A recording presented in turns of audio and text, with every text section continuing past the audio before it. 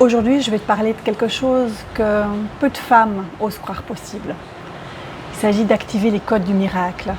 Activer les codes du miracle dans son propre corps, dans sa propre vie, et incarner ce que beaucoup qualifient en fait d'impossible. Alors je n'utilise pas ce mot à la légère, puisque moi-même je l'ai vécu à 41 ans, après une endométriose très très sévère et un pronostic d'infertilité. Je suis tombée enceinte naturellement en 2 mois. Mais cela n'a pas été un hasard. En fait, il n'y a pas eu de miracle qui m'est tombé du ciel. Le miracle, je l'ai créé de l'intérieur. Et c'est exactement ce dont je vais te parler dans cette vidéo. Je vais t'expliquer exactement comment activer ces codes. Donc reste jusqu'au bout pour ne rien louper de cette transmission. Alors pour celles qui ne me connaissent pas, je suis Emmanuelle Moret-Vichard, thérapeute du féminin depuis une dizaine d'années maintenant. J'accompagne des femmes du monde entier vers ce que j'appellerais moi un empuissancement profond finalement, vers l'expression authentique et l'épanouissement de la femme qu'elles sont réellement, impactantes pour le monde, impactantes pour leur vie, ce qu'elles sont venues vraiment réellement incarner. Et j'ai amené sur ce chemin des dizaines et des dizaines, pour parler des centaines de femmes à tomber enceintes ou à enfin trouver la paix en lien avec la thématique de la maternité. Alors ce que je te transmets ici, je le fais à partir de ce que j'ai moi-même traversé, alchimisé et ce que j'incarne aujourd'hui en fait. Il ne s'agit pas de théorie que j'ai puisée dans des livres, dans des méthodes ou que j'ai été chercher à quelque part. Ma médecine passe par des transmissions vibratoires entre autres et je t'invite à ouvrir tous tes corps pour écouter ce qui suit. Alors quand il y a endométriose, autre problématique de santé, un désir d'enfant inassouvi, il y a souffrance. Et je le sais, il peut y avoir désespoir, lassitude et parfois évidemment des douleurs s'il y a une maladie. Et autour de toi, quand tu vis ça, il y a comme 2 discours qui s'opposent. D'un côté, le monde médical et les médias mainstream qui t'apportent souvent assez peu d'espoir, des pronostics assez sombres, et j'en sais quelque chose. Une perspective d'avenir finalement qui s'éteint à mesure que les années passent en fait. Alors quand tu vis ça, tu te tournes parfois vers autre chose, vers d'autres approches, peut-être vers le développement personnel, vers les approches de médecine alternative. Et là parfois, tu reçois de la poudre de perlimpinpin. Je reçois personnellement beaucoup de femmes bloquées par la pensée positive et par le déni notamment. Et on leur a fait répéter pendant des années: mais tout va bien, dis-toi que tu es guérie ou que tu auras un enfant et ça ira, t'en fais pas, ça ira. Alors, je te dirais qu'au final, qu'on te dépeigne un avenir sombre ou qu'on te fasse répéter des affirmations positives, pour moi c'est la même chose. Parce qu'aucun de ces 2 discours finalement ne t'empuissance. Au contraire, ces 2 discours finalement amènent ton niveau d'énergie à descendre. Parce que soit tu subis, finalement, et ça peut générer de la victimisation, de l'aigreur, de la tristesse, voire parfois de la déprime.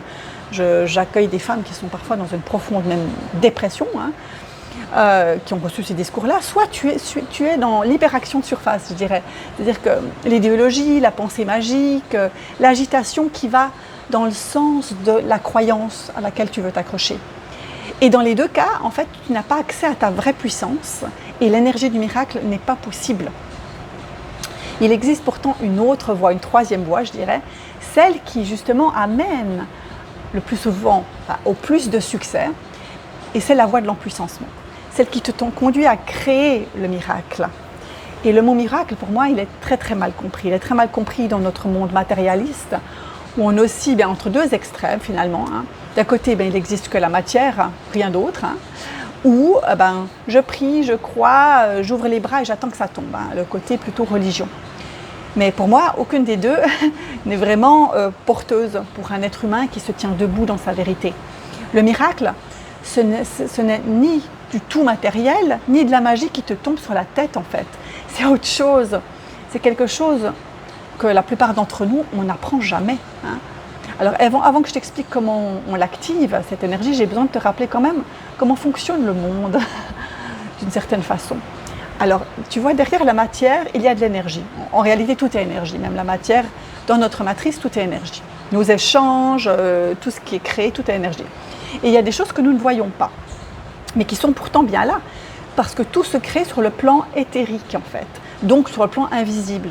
Et avant d'être créé dans la matière, absolument tout nos pensées, nos croyances, nos émotions créées dans la matière. Tout ce que tu vois a été créé à un moment donné sur le plan de l'invisible.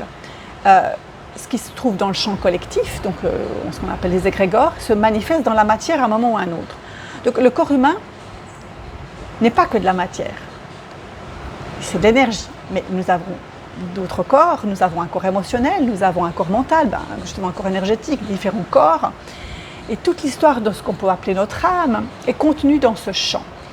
L'histoire de nos ancêtres aussi, tout notre vécu, l'enfance, ce qu'on a vu, ce qu'on a entendu, c'est là quelque part en fait, en partie dormant, et ça s'active en fonction des circonstances de vie. On pourrait dire que c'est logé dans l'inconscient, on pourrait parler de mémoire d'âme, mémoire cellulaire, mémoire transgénérationnelle, bref, ce n'est pas le sujet de cette vidéo, mais en tous les cas, tout cela est là. Et ce que ça veut dire concrètement, c'est qu'une maladie, un blocage, une infertilité, bref, un événement de vie, qu'il soit douloureux ou joyeux d'abord, ou d'ailleurs, ça ne change rien, est d'abord présent sur les plans invisibles. Donc, tout est là. Et ça va se manifester à un moment donné dans le corps physique si ça n'est pas libéré en amont, lorsqu'il s'agit de quelque chose de douloureux. Alors, je vais te poser la question, mais si le problème de base ne se trouve pas dans le corps physique, comment veux-tu régler le problème en ne t'occupant que du corps? C'est impossible, en tout cas quasi impossible. Ça peut arriver, mais c'est plus difficile. Le plus intelligent, je dirais, c'est d'agir à la racine, donc dans l'invisible, dans l'inconscient, dans le système mémoriel, dans ce champ éthérique qui est là. Donc, et en prenant soin de ça, tu vas libérer tout le terrain émotionnel, énergétique du symptôme, quel qu'il soit, et là, certaines choses peuvent arriver. Donc, première clé, agir à la racine, aller dans l'invisible, dans les mémoires, dans l'inconscience, c'est de là que tout part, c'est de là que tout peut se transformer. Puis il y a une deuxième clé, et celle-là, elle est plus subtile. Tant que tu crois que tu dois subir ce que tu vis dans la matière, tu ne mobilises pas cette puissance finalement de création dont tu disposes.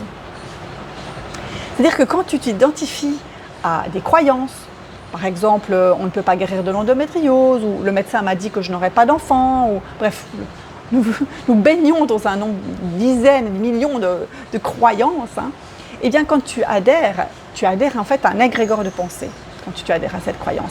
Et comme l'énergie va là où l'attention se pose, et bien tu crées cette réalité pour toi. Donc, c'est une posture qui enferme, cette posture du subir finalement. Mais l'autre extrême t'enferme tout autant. Si tu attends que le ciel t'aide, les bras ballants, tu es également impuissante. Tu te mets dans la posture de l'enfant qui attend et qui espère, et parfois tu peux espérer longtemps. Alors quand les femmes arrivent dans mes accompagnements, notamment autour du désir d'enfant, beaucoup me disent qu'en fait, elles n'ont même jamais évoqué l'idée qu'elles n'auraient peut-être pas d'enfant avec leur thérapeute, avec leur entourage, parce que tout de suite, l'entourage, les amis, les thérapeutes vont leur dire « Ben oui, tu y arriveras, ça ira, ça ira, ça ira ». Et plus le temps passe, eh bien, plus cette chimère s'effrite et l'énergie vitale de la femme s'en va, les années passent. Et ce que moi j'observe, et c'est très factuel puisque je le reçois au cabinet, l'amertume, les regrets peuvent arriver. Alors, pour moi, tu vois, la clé, on pourrait dire la troisième clé, c'est de sortir de ces deux postures. C'est-à-dire ni subir, ni attendre. Le miracle, ce n'est pas attendre qu'une force extérieure t'envoie ce que tu souhaites. Ce n'est pas non plus te résigner à ce qu'on t'a annoncé. Le miracle, c'est te relier à cette puissance infinie de création qui est en toi. Et cette puissance-là, elle sait, parce qu'elle est infiniment sage, quand et de quelle manière elle a envie de s'exprimer à travers toi. Et cela implique, je dirais, un engagement de ta part, comme un vrai travail, mais pas un travail dans le sens de labeur, de difficulté. Un engagement authentique dans ta pure présence envers toi. Tu dois avoir besoin de faire le chemin de libération, d'acceptation de ce qui est, pour permettre à cette énergie du miracle de circuler à travers toi. J'attends que le camion passe. Je parle de miracle, un camion passe. C'est du lourd.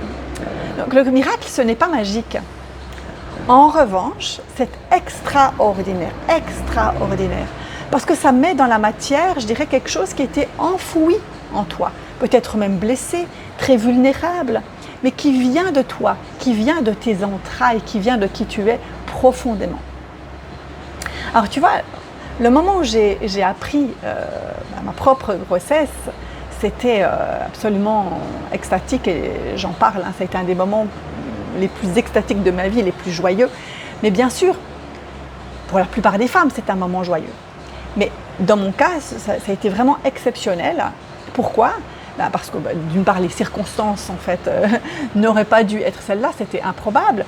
Mais surtout parce que tout, on pourrait dire, le travail de libération que j'avais fait dans l'invisible avait payé. Le miracle, je l'ai créé, si tu veux. J'ai reçu comme un cadeau divin, on pourrait dire, mais qui est venu de moi, de mon essence en fait. Je l'ai appelé à quelque part à partir de ce que je suis. J'ai mis toutes les chances de mon côté en fait pour aller rencontrer les blessures qui s'exprimaient, hein, que ce soit à travers la maladie, à travers l'infertilité. J'ai accepté de plonger dans mes ombres, en fait, de rencontrer des choses qui me dérangeaient aussi, des mémoires, des croyances, des émotions. J'ai remis beaucoup de choses en question.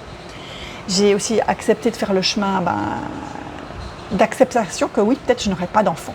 Et ça, c'est une option qui a dû entrer dans mon champ. Et j'ai pu activer ces codes du miracle après un long cheminement intérieur. Chez moi, il a été long. Ce n'est pas le cas pour tout le monde.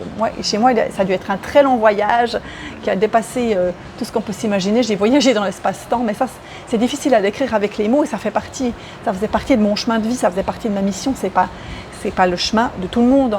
Hein, chaque chemin est différent. Moi, j'ai dû explorer en fait en profondeur cette énergie puissante du miracle en passant par une impuissance aussi très grande. Donc, tu vois, moi, je connais bien le sentiment d'impuissance, je connais bien la victimisation, le désespoir, le refus d'incarnation, l'envie de mourir, de renoncer, tout ça, si tu veux, je connais, je suis passée par là, mais je n'ai pas lâché. Alors, avant d'aller encore plus loin, j'aimerais te préciser quelque chose d'essentiel. Le miracle, ce n'est pas atteindre ton objectif égotique. Non. Avoir un enfant, par exemple, ou devenir riche, ou trouver un homme. Non, non, non. Le miracle, c'est vivre la vie que tu es appelé depuis l'intérieur de ton être à vivre. Alors, certaines femmes qui sont venues dans mes accompagnements, dans mes cercles, dans mes accompagnements ou autres, eh bien, ont divorcé. D'autres ont dû faire le deuil, ou ont fait le deuil d'une grossesse. Alors tu pourrais dire, ça n'a pas fonctionné, ou c'est négatif, ou c'est dur. Mais il est important de sortir de la polarisation du positif-négatif, c'est bien, c'est pas bien, c'est essentiel. La vie n'est pas faite pour être vécue uniquement à partir du confort, à partir du « ah, tout se passe comme mon ego le souhaiterait, je suis dans le monde des bisounours ». Non, la vie nous amène des défis à nous tous, des paliers, des occasions de nous transformer, et c'est le chemin de la vie. Et parfois, il est vraiment nécessaire même de traverser une période de deuil pour ensuite renaître à la joie, mais une vraie joie, tu vois, la joie intérieure qui ne dépend pas de circonstances extérieures. La joie, par exemple, se sentir à sa place enfin dans sa vie, dans un métier, sentir que notre existence a un sens, d'être en paix avec ce que l'on vit à l'intérieur de soi, quelles que soient les circonstances. Alors, le miracle, c'est incarner le plein potentiel qui est là, dans ton ventre de femme, dans ton être, dans ton essence. Que ce soit peut-être pour toi l'auto-guérison que tu es appelé à faire émerger, la fécondité que tu es invité à retrouver, un épanouissement amoureux, un déploiement créatif, artistique, ce qui appelle chez toi, ce qui souhaite être enfanté maintenant ou plus tard, peu importe, mais en tout cas chez toi, dans ton être. Alors, aujourd'hui, je suis la preuve vivante que c'est possible, puisque à la base, j'étais bourrée de peur, j'avais un job qui ne me plaisait pas, des relations amoureuses souffrantes, j'étais malade, j'avais une endo sévère, etc., l'infertilité, etc., l'âge qui avançait évidemment.